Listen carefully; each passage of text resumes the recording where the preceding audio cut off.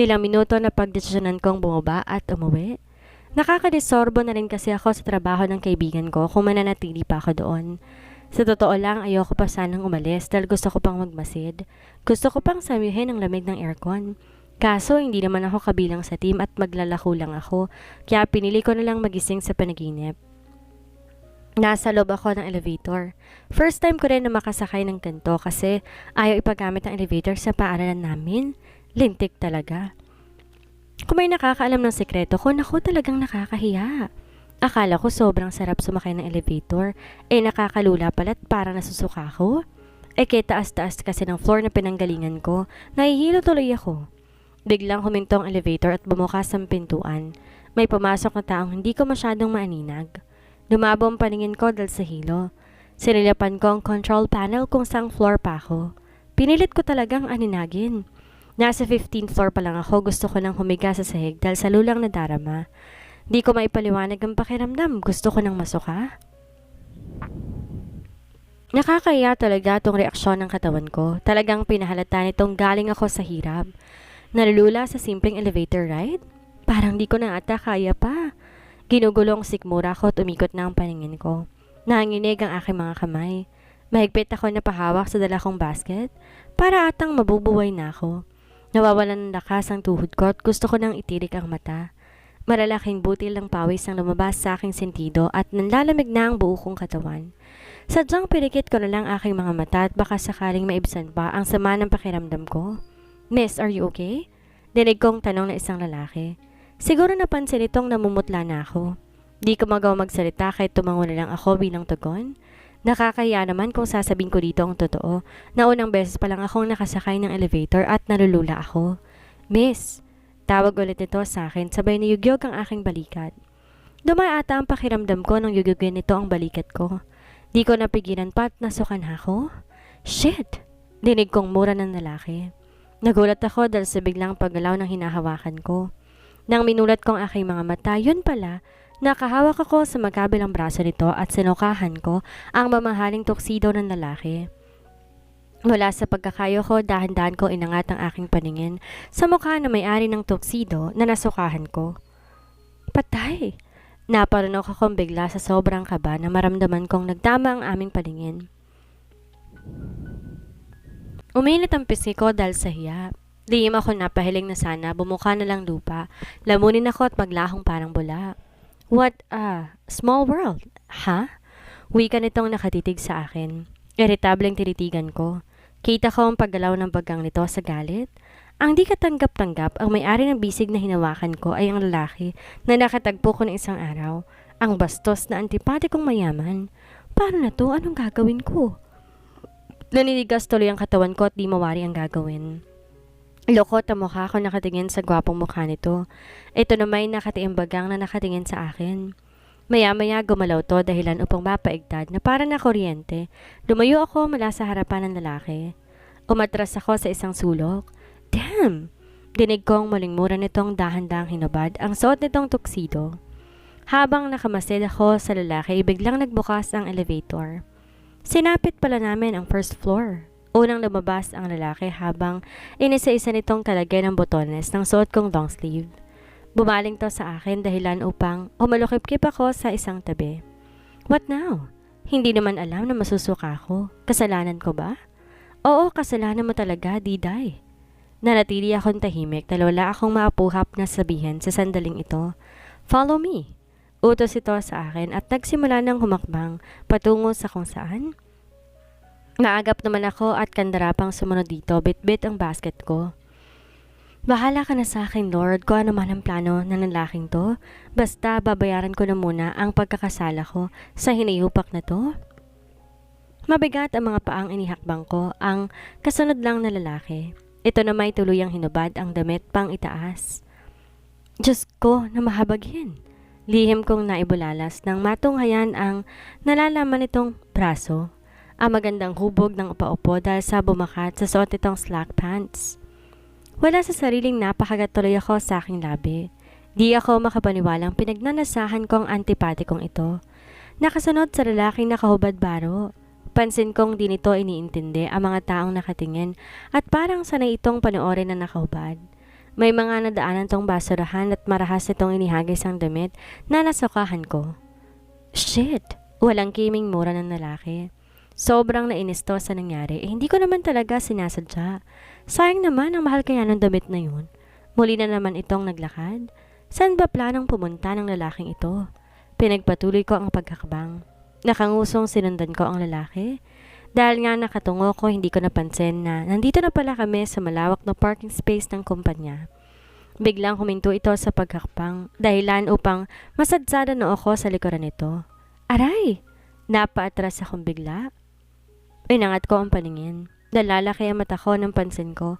Nakarap na pala ito sa akin. Dagling nagtamang aming paningin. Naparanok ako dahil sa titig na ipinukol nito. Parang gusto ko atang lamunin ng buhay. Dagli ako nagbawi. Napay ako ngunit mas talo na windang ulirat ko at tumama ang paningin ko sa limpak-limpak na pandesal nito sa tiyan. Bumaba pa talaga ang mata ko sa mabalahibo nitong puson. Anak ng... Tumikim ang lalaki dahil lang kung iniwas ang aking paningin doon. What now? Muling tanong nitong nagsalubong ang kilay. Blanko ang paningin kong pinukol dito pagkatapos umirap. Ano ngayon? Patay na siguro kami dahil na napagkakalat ka dito sa aking palda ng isang araw, pero hindi yata dahil nasuntok ko ito, nakagante na ako. Sumama lang talaga ang pakiramdam ko dahilan ko. Isang mapaklang ite ang pinakawalan nito. So ganoon lang lahat at okay na? Ano ba ang gusto mong gawin ko? Padaskol kong tura na nakasimangot. Say sorry and I will be okay? Pagdedemand nito. Bakit naman? Di ka nga nagsorry sa akin isang araw? Singhal ko. Ngumiti ito ng pilyo. Stupid woman. Just apologize and I will be okay? Nang gagaliiteng giit nito sa akin. Aba, hindi na to nagsorry sa akin nang sobra pa ang ginawa nito. Ngayon pipilitin pa ako nito. No way. Over my dead, sexy body. Kung simple lang yun sa'yo, then mag-sorry ka muna sa akin. Tapos magsasorry ako sa'yo. Taas ng paghahamon ko dito, sabay taas ng baba ko. Kita ko paglaki ng butas ng matangos na ilong nito, sabay na lumukot ang gwapong mukha. Damn! If you don't, then I will make you move. Sabi nitong walang ingat na hinablot sa aking braso. Wala sa sariling binitawan ko ang dalang basket. Marahas ako nitong tinulak pasandal sa likod ng kotse. Napaawang ako ng labi dahil sa gulat. Napatitig ako sa mabubungan nitong mga mata. Taas baba ang aking dibdib dahil sa tindi ng emosyon na namagitan sa aming dalawa. Ilang saglit na naglaban ang aming paningin at tila walang magpapadaig. Kondangan ng kaba sa dibdib ko sa eksena namin. Teka, anong plano mo, mister? Pumiyok ang boses ko at kita kong nangingilid ng pilong itis sa labi nito. Pagkatapos nagulat na lang ako sa sumunod na ginawa nito. Dahan-dahan tong yumuko para magpantay ang aming mga paningin. Nilapit ko ang gwapong mukha sa mukha ko na halos isang dangkal lang ang layo namin sa isa't isa. Wala sa sariling napaatras ako. Nanlalaki ang mga matang nakatitig dito. Naparunok ako ng laway. Anong gagawin mo, mister? Kandaotan na tanong ko dahil sa tindi ng kaba. Isang nakakalokong ngisi ang pinakawalan nito na mas lalo pang inilapit ang mukha sa mukha ko. Marin kong naipikit ang aking mga mata. Kasunod ay isang malakas sa pilantik ng daliri na tumatama sa aking noo. Sapol ang noo ko. Aray! Napadaing ako sa bahima sa nasaktan kong noo. We're now fair. Matipid nitong sabi. Sabay talikod at mabilis sumakay sa loob ng kotse. Naiwan akong nanigas. Umusok ang tenga na halos sumabog na parang bomba dahil sa inis. Namilog ang butas ng ilong ko habang nakasunod tanaw sa lalaking papasok ng sasakyan. Ilang saglit narinig ko na lang ang pagbuhay ng makina ng kotse.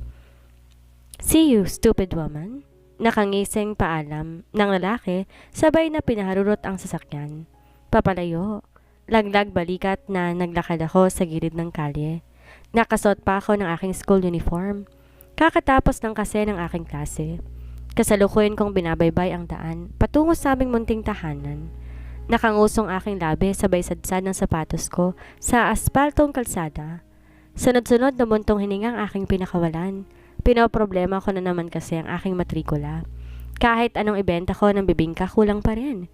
Kainis naman tong buhay ko. Bakit pa kasi pinanganak akong mahirap? Okay lang din, swerte ako sa nanay ko. Kaya kailangan go lang ako ng go. Mapapasaan mo't makakamit ko rin ang Talampakan ang sapatos ko. Basta magporsige lamang ako. Nakalimutan ko tuloy na medyo nakanganga pa rin yung sapatos ko. Kaya ayon sa ginawa ko, ilang saglit lang, naiwan na yung talampakan ng sapatos kong pipitsugin. Putik! Bulyaw ko na mapansin ko na wala na nga talampakan ng sapatos sa suot ko. Talagang talampakan ko nang nakaapak sa simento. Pinalingalinga ko ang aking leeg. Sinugod ko ang paligid kung may tabang nakatingin. Nakahiga ako na maluwag na mapagtanto ko na ako na lang ang tao sa lugar na ito at hindi masyado nakakahiya. Pasuray-suray akong binalikan at pinulot ang higiwalay na talampakan ng sapatos ko. Hinubad ko na rin ang kabilang pares ng sapatos. Siguro po pwede na tong ayusin.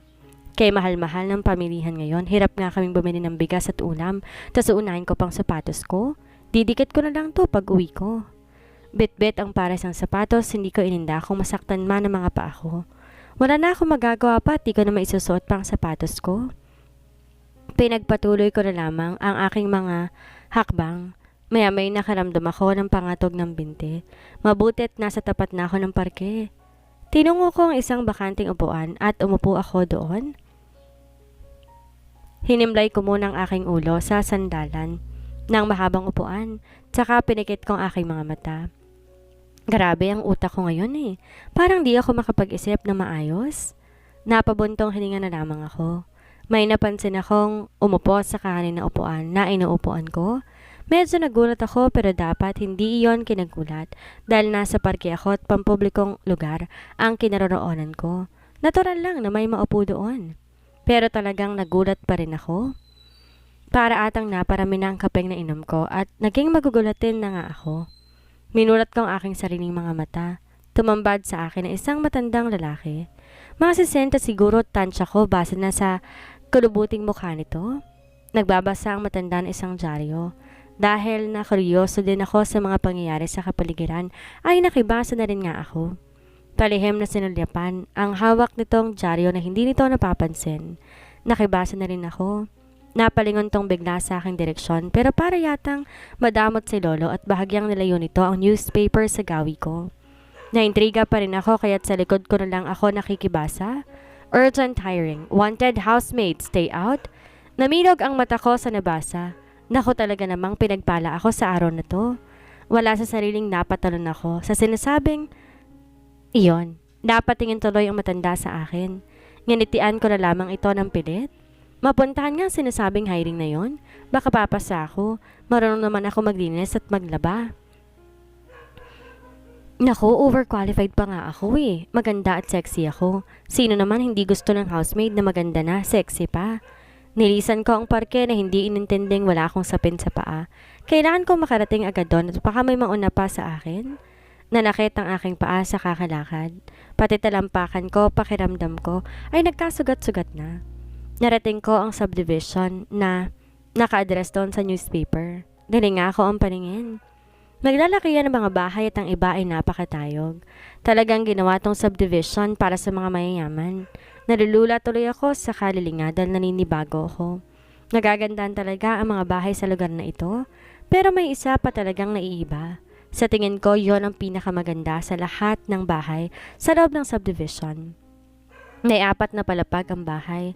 Halos lumuwa ang mga mata ko sa paghanga. Nakalimutan ko tuloy ang aking sadya. Kusa akong dinala ng aking mga paa sa harapan ng gate sa malaking bahay. Balang araw magkakababy din kami ni inay. Nakatinga lang sabi ko. Pangarap ko talaga magkaroon ng maayos na bahay. Tama lang sa amin ng inay ko. Yung maayos kaming makakagalaw, makakahinga sa malambot na kama at hindi palagi sa matigas na papag. Makakaligo sa isang shower at hindi palaging sa bomba sa kapitbahay namin. Makakakain na masarap na pagkain at hindi palaging toyo at daing na itinitinda ni inay sa palengke. Yung mabubuhay kami na maayos at walang pinoproblema. Nasa kalagitnaan ako ng aking panaginip nang bigla bumukas ang gate ng malaking bahay. Nagulantang ako sa gulat. Anak ng... Bulalas ko nang bumungad sa akin isang asang babae pero may edad na. Mga nasa 40 siguro pero hindi ako sure. Naka-office suit to na kulay kape. Mataas ang takong ng sapatos. Nakapamewang na humarap sa akin. Mukhang si Miss Minchin sa Princess Sarah na pelikula. Napakunot ang noo ko dahil sa binigay nitong tingin sa akin. Sinuyod ako nito mula ulo hanggang paa, mula paa hanggang ulo. Naasiwa tuloy ako dahil nakapaalang ako at bitbit ko sa kanang kamay ang pares ng sapatos kong sira. Baka isipin nito magnanakaw ako dahil sa aking itsura. At baka lulutuin ako nito sa kumukulong kawa. Pasimpleng kinubli ko ang dala sa likod ko. Isang tikim ang narinig ko mula dito. Dahilan upang mapamulat ako sabay tingin sa istriktang mukha nito. Nandito ka ba para mag-apply? Nakataas ang kilay na tanong nito sa akin. Dahil sa gulat ay medyo nag-loading ang utak ko. Ho? Wala sa sariling yon ang katagang lumabas sa aking bibig. Nandito ka ba para mag-apply bilang housemaid? Ulit nitong mas tinaas pa ang kilay. Mabutit inulit nito ang tanong at medyo gumana ang aking utak. Nilinga ko na muna ang aking paningin. Ayun, nakita kong address. Bumagsak pala sa harapan ng bahay ng aking hinahanap kanina pa. Opo, sumunod ka sa akin? Matigas itong sabi na tumalikod. Walang imik ay sumunod na rin ako dito. Habang nakasunod hindi ko maiwasang na mapahanga. Ito ang bahay na nilinisin ko. Naku, lagot. Baka isang linggo na hindi ko pumatapos sinisin to dahil sa laki. Bahala na, kailangan ko na talaga ng pera Niringa akong paningin sa loob. Napakayaman siguro na may-ari nito dahil sobrang gara ng bahay. Halos lahat ay gawa sa salamin. May malaking pool sa loob at may hardin na sobrang ganda ng mga bulaklak. Maya-maya ay pumasok na kami sa loob. Lalo ng laki ang aking mga mata dahil sa paghanga. Bumulaga sa akin ang napakaaliwalas at napakalawak na sala. May mga mahamahaling kasangkapan doon. May isang personal elevator sa isang sulok. Kailangan mag-ingat ako. Baka makabasag pa ako. Mas mahal pa ang mga to sa buhay ko Pinaupo ako nito sa isang sofa. Pagkatapos ay binigyan ako ng isang application form. Masnuri naman ako at finilapan ko yon. Matapos kinuha ng babae at binasa. Housemaid lang ang applyan ko. Para tuloy ako nag-a-apply sa isang kumpanya. Siguro dahil sa yaman nito, kailangan ng maging proseso dahil malimit na sa panahon ngayon ng mapagkakatiwalaan.